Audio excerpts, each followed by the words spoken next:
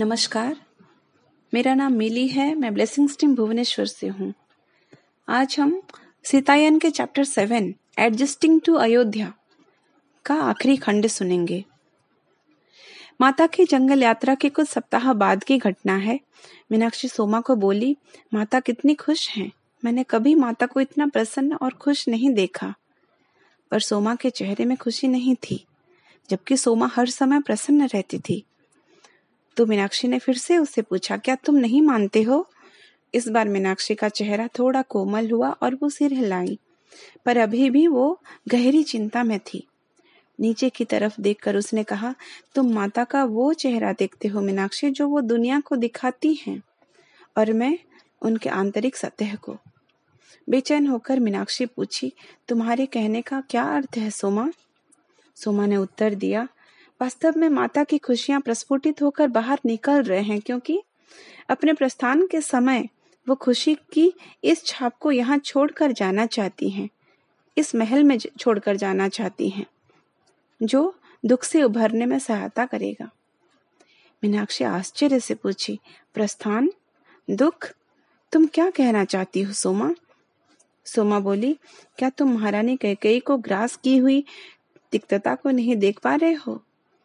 क्या तुमने उनकी काली दृष्टि को नहीं देखा है? मीनाक्षी सोमा के उक्तियों का तात्पर्य समझने की चेष्टा करते हुए उसकी तरफ देखने लगी। सोमा ने कहा, कोई बात नहीं, जितना समय हमारे पास है उसे उपभोग करते हैं। मीनाक्षी अविश्वास के स्वर में सोमा से पूछने लगी, तुम क्या जानते हो सोमा? तुम्हें किसने बताया?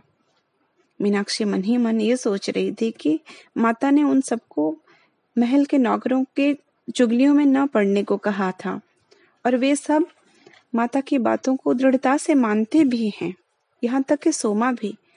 और सोमा शायद ही कभी दूसरों के संगति में रहती है, तो ये हो नहीं सकता है कि किसी प्रकार की दुर्भावनापूर्ण बातों को वो ग्रहण करे। पहली बार सोमा के आंखों में आंसू को जमा होते मीनाक्षी ने देखा।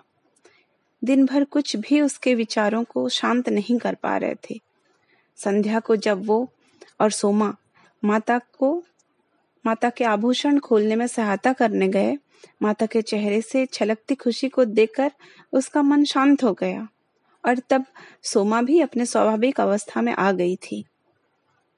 उस रात्रि को अपने कमरे में मीनाक्षी सोच रही थी कि यदि भी सोमा के पास स्वतंत्र अंतर्दृष्टि है, माता के साथ उसका भीतरी संबंध है, जो हम में से किसी और में नहीं है, पर इस बार वो गलत है। वो जो सोच रही है उसका कोई अस्तित्व नहीं है। अब इस चिंता को मैं अपने मन से निकाल दूंगी। और मात्र कुछ दिनों के बाद सबने जाना कि अयोध्या राज्य अस्त व्यस्त होने जा रहा था। कोई बाहरी शत्रु से नहीं, बल्कि कोई भीतरी शत्रु से। वे कुछ दिन अशांति भरे थे। महाराजा अस्वस्थ हो गए थे अपने हृदय से। माता सीता ने वृक्षजात औषधियों से सहायता किया, पर उनके पूर्व शक्ति नहीं लौटे। उस समय राम के राज्याभिषेक करने का महाराजा का निर्णय की चर्चा चारों तरफ हो रही थी। वो शुभ दिन और शुभ समय बहुत निकट आ रहा था। तब अचानक सब कुछ बदल गया। महारानी कैकेयी के मन को उनकी एक दासी, जो अत्यंत तिक्त स्वभाव की कुटचक्री थी, उसने मोड़ दिया। लंबे समय से निष्क्रिय रही ईर्ष्या और क्रोध महारानी में प्रस्फुटित हुआ। कई वर्ष पहले युद्ध के समय कैकेयी ने महाराज की जीवन बचाई थी।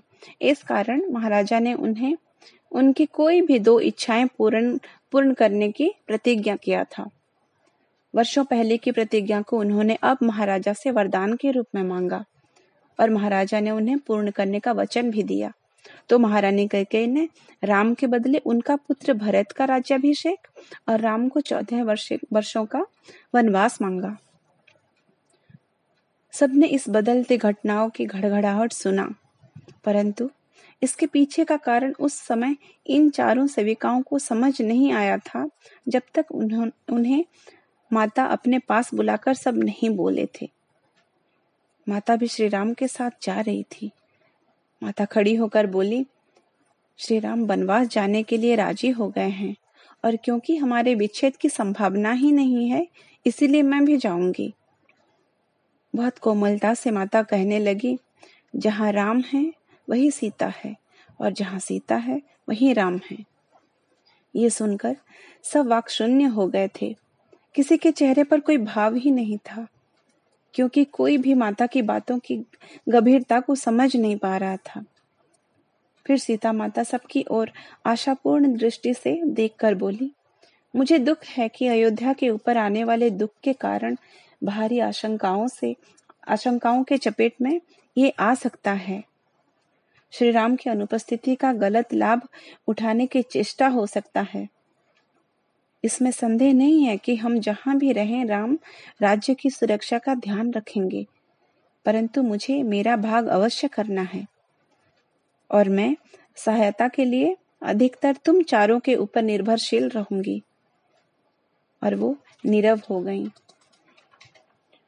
मीनाक्षी ने पूछा, तो हम आपके बिना यहाँ कैसे रहेंगे? उसे लगा था कि वे सब मिथिला लौट जाएंगे। माता सिर हिलाकर हाँ भरी और बोली, उर्मिला यहाँ रहेगी और उसकी देखभाल के लिए तुम सबको यहाँ रहना है। यहाँ रहकर तुम सब मेरी उपस्थिति को जीवित रख सकते हो। उषा ने साहस जुटाकर हिले हुए स्वर में पूछा, आप कितने समय तक दूर रहेंगे माता? माता ने तुरंत कुछ उत्तर नहीं दिया। दूर तक दृष्टि लेते हुए बोली, 14 वर्ष। मीनाक्षी आश्चर्य से पूछी, 14 वर्ष माता? हम इतने लंबे समय तक आपसे दूर रहकर कैसे जिएंगे? माता ने कहा, तुम सब मुझसे अलग नहीं रहोगे मीनाक्षी। तुम्हें मेरी शारीरिक उपस्थिति के ऊपर उठकर देखने सीखना होगा। जब मैं यहाँ तुम्हारे साथ हूँ, मेरी सेवा करना बहुत सहज है, पर मेरी उपस्थिति के बिना मेरी सेवा करना तुम्हें सीखना चाहिए। मीनाक्षी कांपते हुए बोली, मैं समझ नहीं पा रही हूँ। माता के होठों पर स्मित हास्य की एक रेखा थी। उन्होंने कहा, एक दिन तुम अवश्य समझ जाओगे। सोमा ने पूछा, आप कब निकलेंगे माता? माता बोली, कल सुबह। फिर मुझे तैयार हो जाना चाहिए। ये कहकर सोमा जाने के लिए आगे बढ़ी तो माता ने सोमा के बाहों को पकड़कर बोला, सोमा, इस बार तुम मेरे साथ नहीं जाओगे। जंगल से अधिक मुझे यहाँ तुम्हारी आवश्यकता होगी। महल में मेरी उपस्थिति को बनाए रखने में मुझे तुम्हारी आवश्यकता होगी। तुम चारों यहाँ रहकर मेरी उपस्थिति को बनाए रख सकते हो और इस संकट अवस्था में सबके साथ रहकर उनके आत्माओं के उत्थान में मदद कर सकते हो।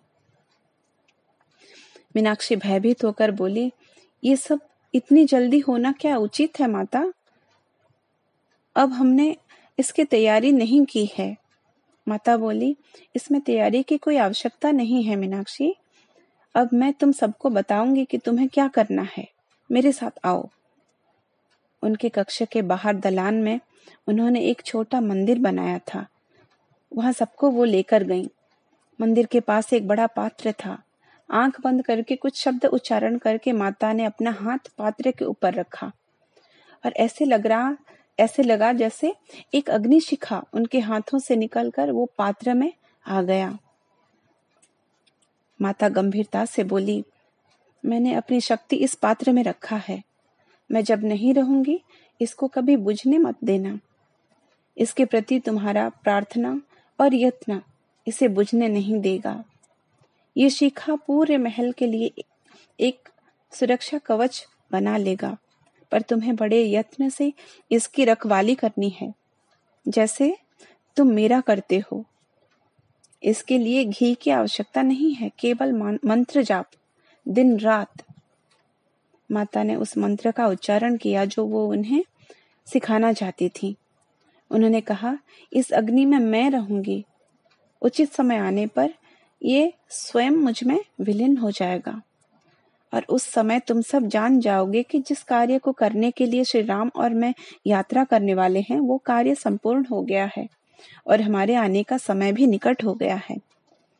इस शिखा के माध्यम से मैं अपना प्रेम इस राज्य में विस्तार करूंगी और तुम सब भी अपने प्रार्थना और प्रेम को इस माध्यम से मुझ तक पहुंचा सकते हो और यही प्रेम हम सबको सुरक्षित रखेगा।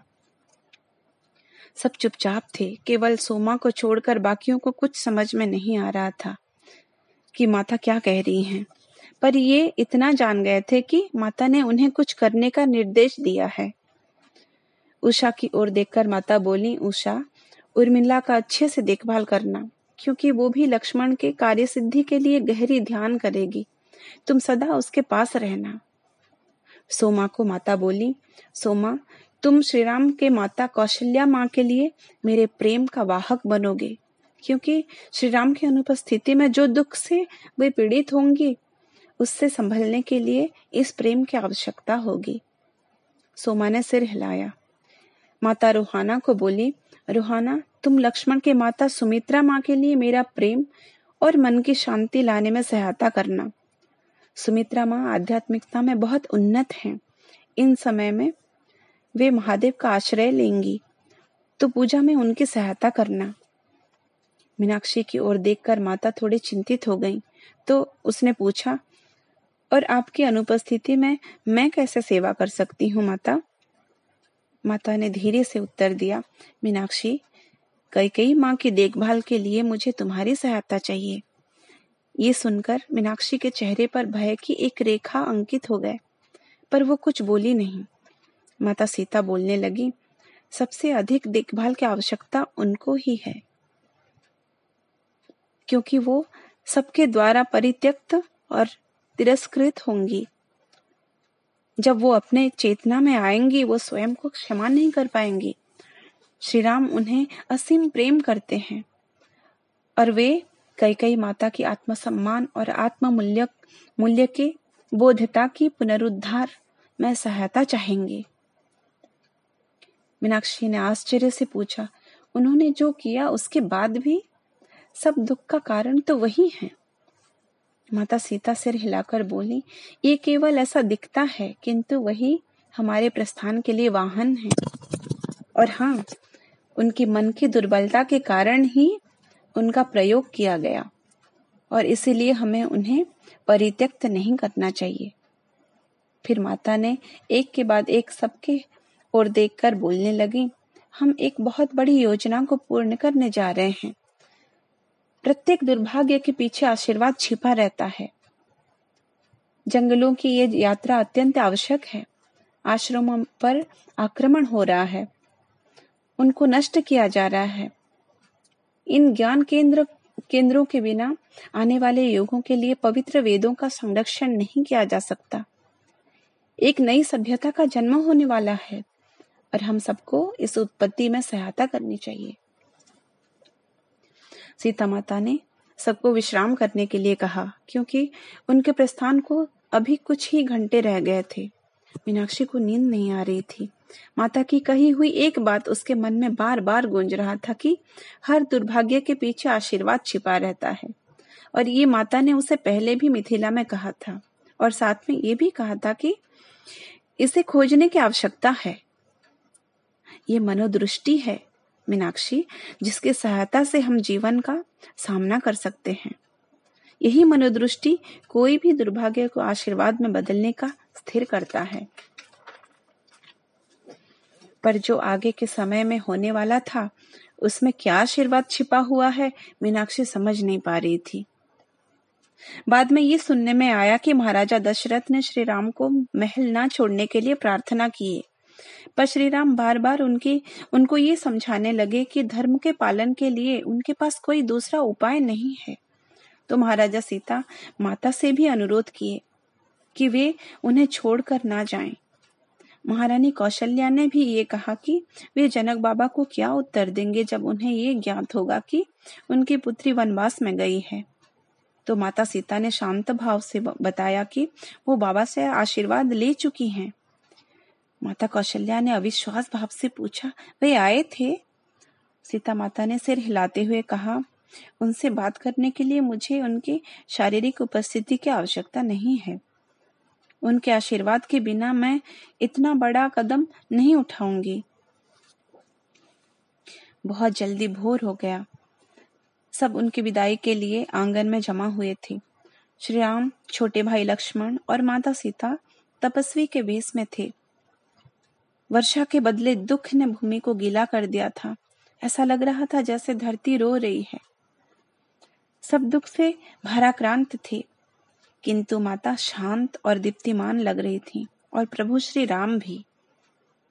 तब ये 4 सेविकाएं अलग खड़े थे, क्योंकि तीनों तपस्वियों को अपने परिवार से विदा लेना था। मीनाक्षी को नहीं लग रहा था कि उन्हें माता के साथ बात करने के लिए मौका भी मिलेगा, किंतु माता उनके पास आकर एक के बाद एक सबके हाथों को अपने हाथों में लेकर धीरे से बोली, तुम सबने मेरी बहुत सेवा की है और मैं जानती हूँ कि आगे भी करोगे। मेरा प्रेम सदैव तुम्हारे साथ रहेगा। तब मीनाक्षी के मन में एक विचार आ रहा था कि क्योंकि उसे अधिक उम्र हो गया था और उसका स्वास्थ्य भी ठीक नहीं रह रहा था, उसे लग रहा था कि क्या वो माता को और देख पाएंगी। 14 वर्ष एक अनंत समय के जैसे उसे लग रहा था। तब माता ने उसकी तरफ देखा और पहली बार वो माता के अंतस्वर को सुन पाई। मैं तुमसे दोबारा मिलूंगी मीनाक्षी, मैं प्रतिज्ञा करती हूँ। विदाई की एक झलक के साथ माता मुड़ी और चलने लगी। सब उनके पीछे पीछे चल रहे थे। मीनाक्षी और उषा भी पीछे पीछे चलने लगे तो सोमा ने उन्हें रोक लिया और बोली, माता ये नहीं चाहेंगी। हम सबको पहले जैसे अपना काम करना आरंभ कर देना चाहिए।